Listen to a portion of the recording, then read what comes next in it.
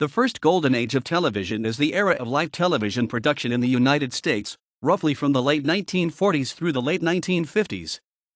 According to the television industry, a historical dictionary, the golden age opened with Kraft Television Theatre on May 7, 1947, and ended with the last live show in the Playhouse 90 series in 1957. The golden age is universally recognized to have ended by 1960, as the television audience and programming had shifted to less critically acclaimed fare, almost all of it taped or filmed. Prior to approximately 1948, there had been some attempts at television programming using the mechanical television process. One of the first series made specifically for television to have a sustained run was CBS's 1931-33 murder mysteries series The Television Ghost, which ran for all 19 months that its flagship television station, then W2XAB, was on the air. The limits of mechanical television inherently meant that these productions were extremely primitive. The Television Ghost, for example, consisted entirely of a 15-minute monologue of a single actor, with the only visual shot being the actor's head. By the time electronic television took over in the late 1930s, some more varied experimental programs, including live sportscasts and some game shows, such as the CBS television quiz and Truth or Consequences, were appearing. Most television service was suspended beginning in 1942 because of World War II. The decade-long period of developing television techniques allowed broadcasting companies to be prepared when the war ended, and the ensuing post-war prosperity allowed for increased consumer adoption of television sets. Early television broadcasts were limited to live or filmed productions. The first practical videotape system, Ampex's quadruplex, only became available in 1957. Broadcasting news, sports, and other live events was something of a technical challenge in the early days of television, and live drama with multiple cameras was extremely challenging. A live, 90-minute drama might require a dozen sets and at least that many cameras. Major set and other changes had to occur during commercials, and there were no second takes. The cast and crew operated with the awareness of as many as 10 million people watching, and any mistake would outlive.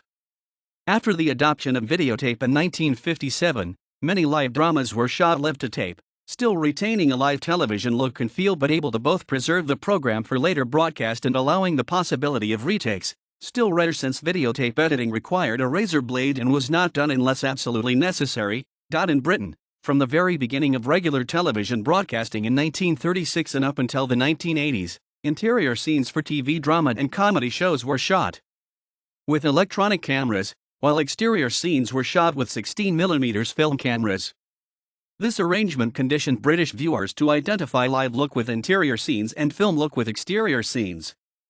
In the US and West Germany, most shows were produced completely in either film or video to avoid jarring difference in frame rate. Most other countries avoided outdoor shots for television productions as much as they could until portable video cameras became available. By the early 1960s, about 90% of American households had a television set, and the roles of television and radio, which was largely saved from obsolescence by the invention of the far more portable transistor radio in the 1950s and the concurrent rise of higher fidelity FM radio, had changed, so that radio was primarily a medium for music, and scripted programming became wholly the domain of television. The early days of television introduced hour-long anthology drama series, many of which received critical acclaim. Examples include Kraft Television Theatre, debuted May 7, 1947, the Chevrolet Teletheatre, debuted September 27, 1948, Television Playhouse, debuted December 4, 1947, the Philco Television Playhouse, debuted October 3, 1948, Westinghouse Studio One, debuted November 7, 1948, and Your Showtime, debuted January 21, 1949. High culture dominated commercial network television programming in the 1950s with the first television appearances of Leonard Bernstein and Arturo Toscanini, the first telecasts from Carnegie Hall, the first live American telecasts of plays by Shakespeare, the first telecasts of Tchaikovsky's ballets The Sleeping Beauty and The Nutcracker, and the first opera specially composed for television, Amal and the Night Visitors. The Bell Telephone Hour, an NBC radio program, began its TV run featuring both classical and Broadway performers. The networks employed art critics, notably Aline Saarinen and Brian O'Doherty, something that was mostly discontinued by the start of the digital television era. As a new medium, television introduced many innovative programming concepts, and primetime television drama showcased both original and classic productions, including the first telecasts of Walt Disney's programs, as well as the first telecasts of Mary Martin and Peter Pan, MGM's classic The Wizard of Oz and Rodgers and Hammerstein's Cinderella. The first screen adaptation of a James Bond story was a teleplay that aired in 1954. Critics and viewers looked forward to new teleplays by Paddy Chayefsky, Horton Foote, Tad Mosel, Reginald Rose, Rod Serling, William Templeton, Gore Vidal and others. A few of these teleplays, including Rose's 12 Angry Men and Chayefsky's Marty, would be adapted for film and other media and go on to great acclaim. Most of these programs were produced as installments of live dramatic anthologies, such as the Philco Television Playhouse, Kraft Television Theatre and Playhouse 90. Live, abridged versions of plays like Cyrano de Bergerac, with members of the cast of the 1946 Broadway revival recreating their roles, were regularly shown during this period. Playhouse 90 was one of the last shows of its kind. By the late 1950s, production of most American television was moving to Hollywood, which itself carried a contrasting culture and sensibility to shows based in New York City, where most Golden Age programs originated. This high culture approach to television could be interpreted as a product of its time, as networks were concerned with cultural uplift and viewed it as a way to cultural legitimacy on the new medium. A similar uplift occurred in the late 1990s, early 2000s, when the networks were switching to high-definition format.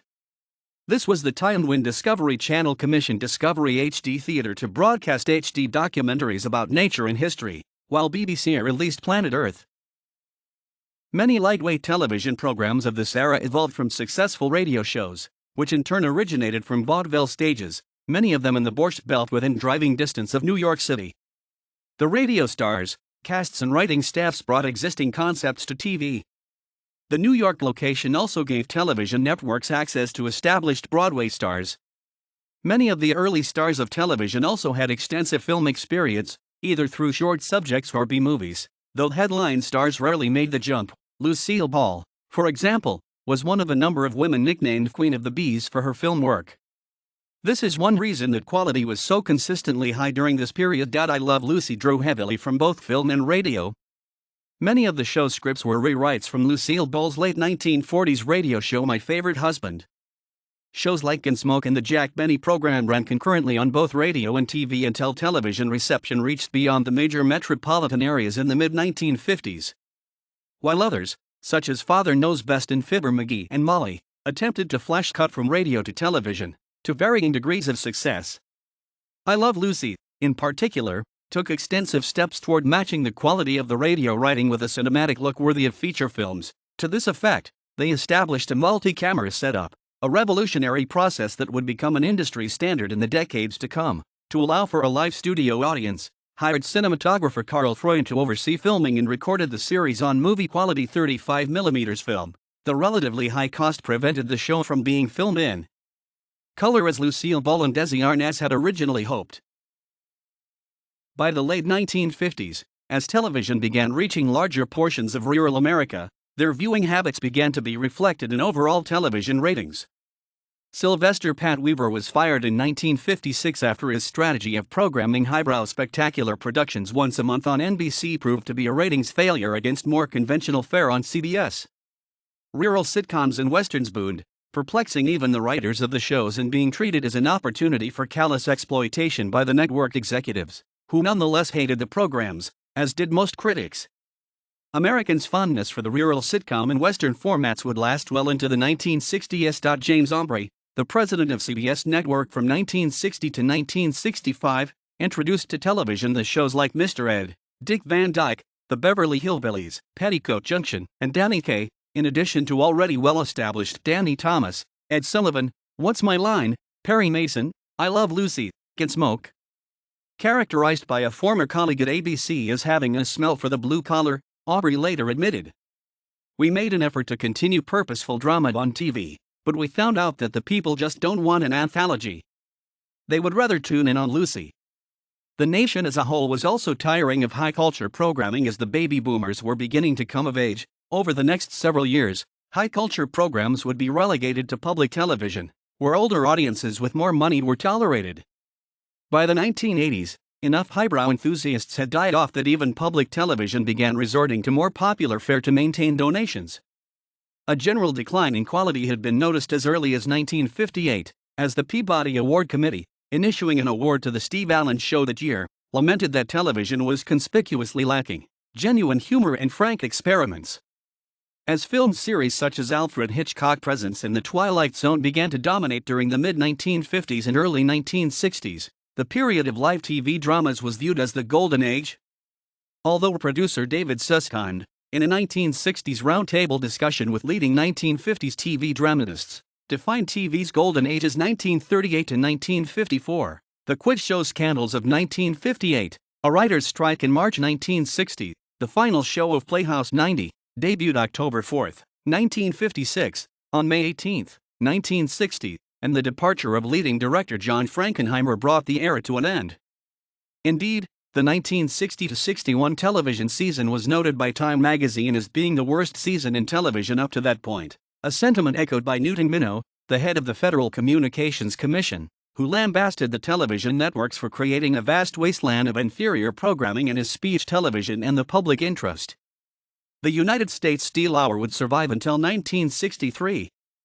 Dennis James, a Golden Age host who was still active into the early 1970s hosting game shows that were not always critically acclaimed, noted that as television gained critical mass, it had picked up viewers uninterested in high culture and the networks were adjusting to maximize their viewership. Defending his upcoming series The New Price is Right in 1972, he remarked, "The critics will always look down their noses, but you can't have the Bell telephone hour on and still stay in competition. They can sit around and talk about the Great Wasteland and everything else. If you want to read books, read books." In November 1960, Weaver commented on the end of the golden age of television in the Denver Post, saying, "Television has gone from about a dozen forms to just two, news shows and the Hollywood stories. The blame lies in the management of NBC, CBS, and ABC. Management doesn't give the people what they deserve. I don't see any hope in the system as it is." The quality of television in the United States would begin to recover in the late 1960s with more experimental shows such as The Monkees and He and She. Canada's golden age of television timeline is very similar to the US's. In fact, most Canadians were within the broadcast range of at least one American television station by the 1950s, but there is an overall 5-year delay because of the country's sparser population. CBC Television, the country's official national broadcaster, launched in 1952, and CTV Television Network, the oldest commercial network in the country, followed in 1962. Although there were a handful of efforts to produce domestic content for the Canadian networks, most Golden Age shows were imported from the United States until the CanCon requirements took effect around 1970. Nigeria has the earliest television industry on the African continent and one of the earliest in the world. The Western Nigeria Television Service, WNTV, Nigeria's and Africa's first television station, began operation in the then Western region in October 1959. The other two regions of the country soon followed suit, with the establishment of the Eastern Nigeria Television Service, ENTV, in Enugu, in 1960, and the Radio Television Kaduna, RKTV, in Kaduna, in March 1962. Also in 1962, the federal government established a fourth station, the Nigerian Television Service, in the then capital, Lagos. The numbers grew rapidly and in the mid-1980s, that every Nigerian state had its own broadcasting station. Laws were made by regulating bodies to limit foreign contents on television, with the National Commission recommending a minimum of 60% local programming content for all broadcasting stations. This led television producers to begin the broadcast of local popular theater productions. Chinua Achebe's novel Things Fall Apart was adapted as a television series on national television in 1987 and became very successful. At this time, another very successful television adaptation was the adaptation of Dio Fagunwa's 1949 novel Igbo Olajimere. The television series, which is of the same title, witnessed a tremendous success, especially in southwestern states, where it was reported that the show constantly left streets deserted during its broadcast on Sunday evenings. Other television successes witnessed in the 1980s include series such as Adio Family, The Village Headmaster, Cock's Crow at Dawn, The Masquerade, Mirror in the Sun, Checkmate, Sarah the Tailor, Second Chance, and Awata Kari Kari. House of comedy soap operas such as Carcosa and Karambana were also quite popular in this period. South Africa was one of the last nations in the world to have TV. The apartheid government resisted TV broadcasting until the mid-1970s, with experimental broadcasts only beginning in 1975 and nationwide service starting in January 1976. British television, like its American counterpart, began developing in the 1930s, with the BBC television service beginning regular broadcasts in 1936. The early British television drama borrowed a great deal from dramatic radio productions developed between the First and the Second World Wars. In the 1920s, the BBC pioneered dramatic readings of books. In 1925, it broadcast A Christmas Carol, which has become a holiday favorite. Later, John Reith, wanting to use radio waves to part the clouds of ignorance, came up with the idea of a classic serial, based on a classical literary text. In 1939, the BBC adapted the romantic novel The Prisoner of Zenda for radio broadcast. Its adapter, Jack Inglis, summed up his approach as follows: "The story is simple, with clear-cut characters, and falls easily into episodes. It always seems to me that it is the first duty of an adapter to reproduce in another medium the original flavor and atmosphere of the book." Inglis compressed several characters into one and simplified the plotline. The production struck a chord with listeners and served as a prototype for dramatic productions that followed it. BBC television broadcasts ceased in 1939, as did the production of television receivers, resuming in 1946 after World War II. The golden age of British TV enjoyed its peak around the same time as in the United States, ranging from approximately 1949 to 1955, although the term has been used to describe the period right through until the 1970s. The golden age of the Soviet media culture is usually associated with Khrushchev thought, which spanned from the mid-1950s until the end of 1960s. The live nature of television and relatively young age of the people involved in its development afforded certain level of exuberance, edginess, debate, and criticism. Like in the United States, this period is notable for great many television plays broadcast on Soviet TV. For example, in 1951 to 1954, the Central Television Studio broadcast 3 to 6 plays a week. As time went on, the quantity and quality of the theatrical television productions diminished. The reasons were technical, social, and economic. Staging a new production in a television studio every other day was expensive. The shortage of mobile cameras often precluded broadcasting live performance from a theater. Theaters became increasingly reluctant to offer their shows to TV, claiming that television draws the public away from theaters. Some theatrical directors prohibited actors to participate in TV shows. Theaters started demanding payment for broadcasting of their plays, and by the end of 1960s the frequency of theatrical shows fell to one show a week. Because the State Committee for Cinematography would hold freshly released movies from TV broadcast, television studios started producing their own made-for-TV movies. The thaw ended with the crackdown of the Prague Spring. The Soviet government deemed Czechoslovak mass media, which hosted political disputes and broadcast news about protesting students and young workers, to be complicit in undermining communist rule in Czechoslovakia. Sergei Lapin, installed as the chairman of the State Committee for Television and Radio Broadcasting in 1970, increased political oversight over television and banned shows that were critical of the system. Most programs except for the evening news were recorded beforehand and censored. This effectively ended the first golden age of the Soviet TV. The second golden age of television in Russia is associated with perestroika and glasnost of the late 1980s and with creation of private television companies in the 1990s. This period is notable for edgy talk shows and comedic productions that targeted youth, like Outlook, Till 16 and Older, 12th Floor, Before and After Midnight, Open Out Political and Economic News, live broadcasts from State Duma. Critique of the government became standard fare of 1990s. In 2000s, the Russian government increased its control over independent TV companies and applied political and economic pressure to discourage them from criticizing the government and its policies. In 2001, Gazprom took ownership of the private TV company NTV, which aired several gritty programs.